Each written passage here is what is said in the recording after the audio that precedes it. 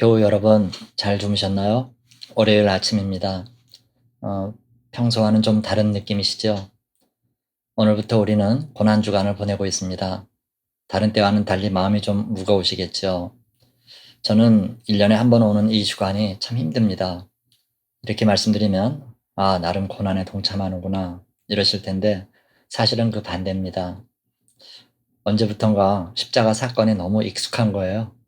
그래서 그 부분에 성경을 읽거나 묵상을 해도 또는 거기 관련된 영상을 봐도 그게 옛날처럼 절실해지지 않는 거예요. 찔리거나 아프거나 하는 게 있어야 될 텐데 그냥 무덤덤한 저 자신을 봐요. 제 어릴 때 옆에서 기도하시는 권사님 한 분은 언제고 십자가 얘기만 하면 그렇게 눈물을 훔치시던데요. 그만큼 마음이 혼탁해지고 배불러져서 그런가 봐요. 여러분들은 어떠세요? 혹시 여러분들께서도 저 같은 마음이 있으시면 우리 이 한 주간 어떻게 하든 마음을 다잡아 보십시다. 성령께서 우리 굳은 마음을 녹여주시기를 위해 기도합시다.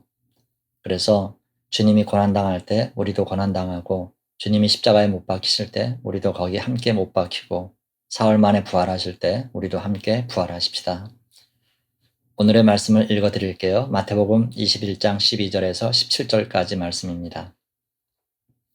예수께서 성전에 들어가사 성전 안에서 매매하는 모든 사람들을 내쫓으시며 돈 바꾸는 사람들의 상과 비둘기 파는 사람들의 의자를 둘러 엎으시고 그들에게 이르시되 기록된 바 내 집은 기도하는 집이라 일컬음을 받으리라 하였거늘 너희는 강도의 소굴을 만드는도다 하시니라. 맹인과 저는 자들이 성전에서 예수께 나오매 고쳐주시니 대제사장들과 서기관들이 예수께서 하시는 이상한 일과 또 성전에서 소리질러 호산나 다윗의 자손이여 하는 어린이들을 보고 노하여 예수께 말하되 그들이 하는 말을 듣느냐. 예수께서 이르시되 그렇다.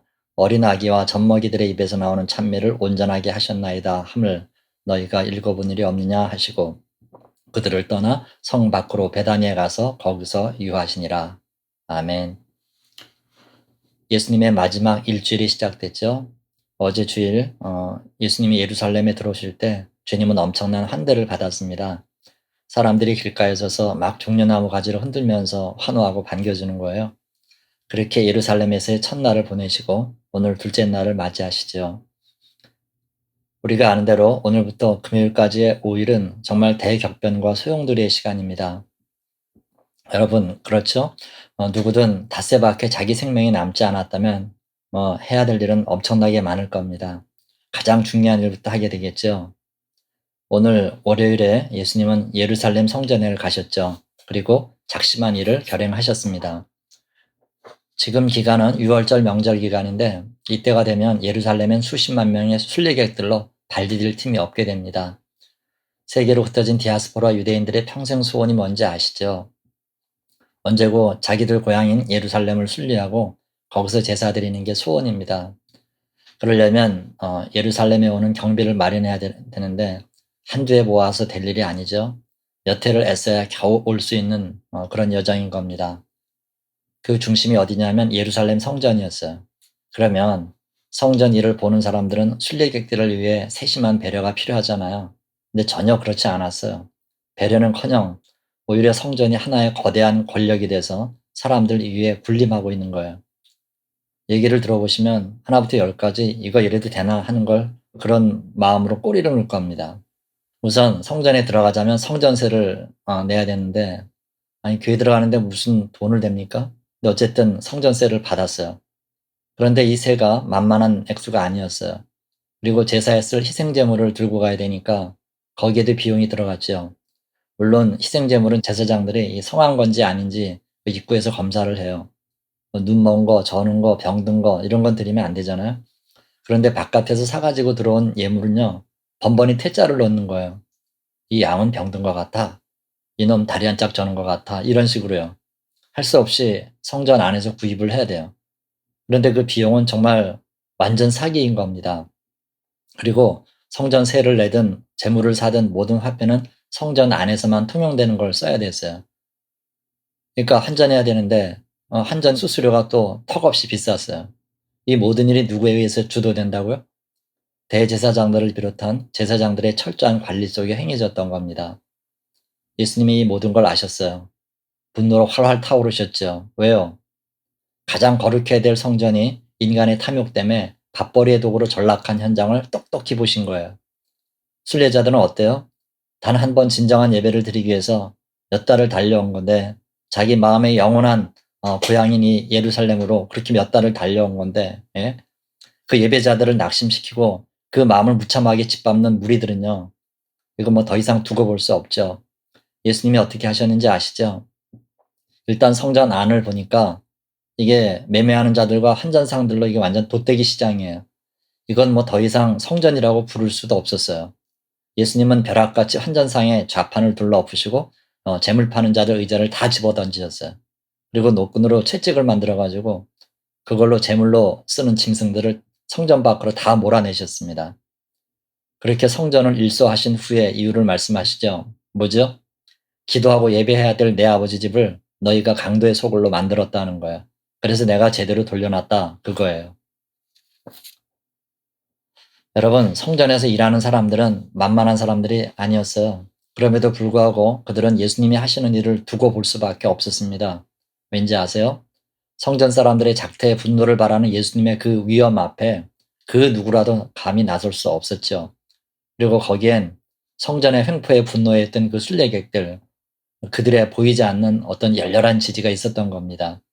자기들이 하고 싶은 일을 지금 예수님이 대신해 주셨던 거예요. 예수님의 이런 행동은 무슨 뜻이겠어요? 도전입니다. 당시 초롱성을 이루고 있던 기득권층에 도전하는 거예요. 제사장들이 어떻게 나왔을까요? 몹시 당황했죠. 그동안 자기들이 성전의 주인이라 그러면서 전가의 보도를 휘둘러 왔는데 한 젊은이가 와가지고 판을 뒤집어 엎은 거예요. 당황했지만 결코 묵과할 수 없었겠죠.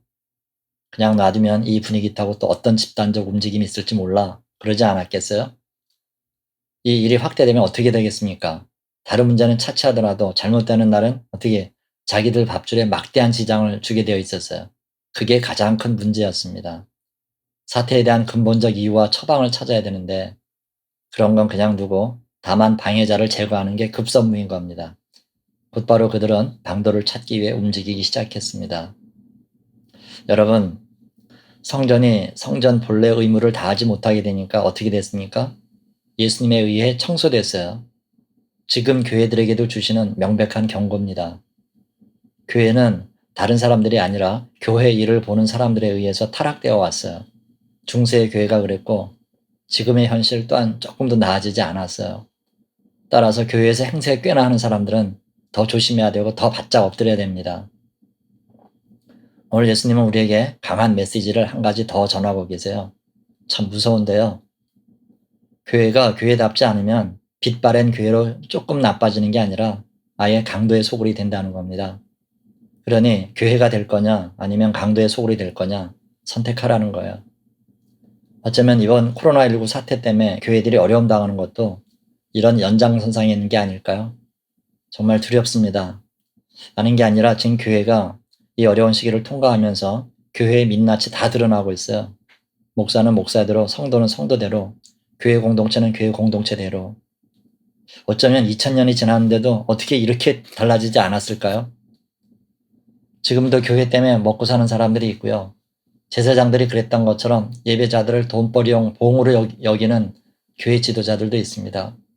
또 교회 스스로 만든 제도들 역시 오늘 예수님이 둘러엎었던 그 성전 모습과 똑같이 흐르고 있어요. 정말 교회 시스템 전체를 다시 한번 살펴야 될 것 같습니다. 그리고 교회냐 강도의 소굴이냐의 문제는 교회에 국한될 것만이 아닙니다. 각자 개인들에게도 그대로 적용할 그런 문제예요. 뭐죠? 성도가 성도답지 않으면 보통 사람 정도로 끝나는 게 아니라 마귀의 앞잡이로 전락할 수도 있다는 거예요. 더 늦기 전에 교회든 성도든 스스로 더럽고 추한 것들을 일수해 버려야 됩니다. 그렇지 않으면 정말 다른 세력에 의해 청소될 수 있어요. 아니면 주님이 직접 나서시겠죠. 그때 그 비참함을 우리가 어떻게 감당하겠어요. 여러분, 우리 깨끗해지도록 노력합시다. 교회든 내 마음이든 그 혼탁한 것들을 스스로 씻어냅시다. 다시 말씀드리지만 내가 깨끗하지 않으면 외부 세력에 의해 청소됩니다. 그런 일은 없어야 되겠죠? 오늘도 외부든 내면이든 청소할 것이 있다면 미루지 말고 해지기 전 해치웁시다. 오늘도 동행해 주시고 지키시고 승리케 하시는 주의 은혜가 저와 여러분에게 함께 하시기를 주님의 이름으로 축원합니다. 아멘. 기도하겠습니다. 하나님 아버지 감사합니다. 오늘 고난주간 첫날을 맞이해서 주님의 행적을 쫓아가 보았습니다. 성전 제사장들이 스스로 청소하지 않으니 주님께서 친히 나서셔서 청소하시는 거 우리가 보았습니다. 주님, 우리에게 자정 능력을 허락해 주옵소서. 청소하지 않으면 청소되는 그 무서운 상황 속에서 우리 교회만큼은, 나만큼은 스스로 청소할 수 있도록 우리에게 하늘의 지혜를 허락해 주옵소서. 오늘 하루를 주님께 맡겨니 앞길을 열어주시고 탄탄대로를 걸어가게 해 주옵소서. 예수님의 이름으로 감사하며 기도하옵나이다. 아멘.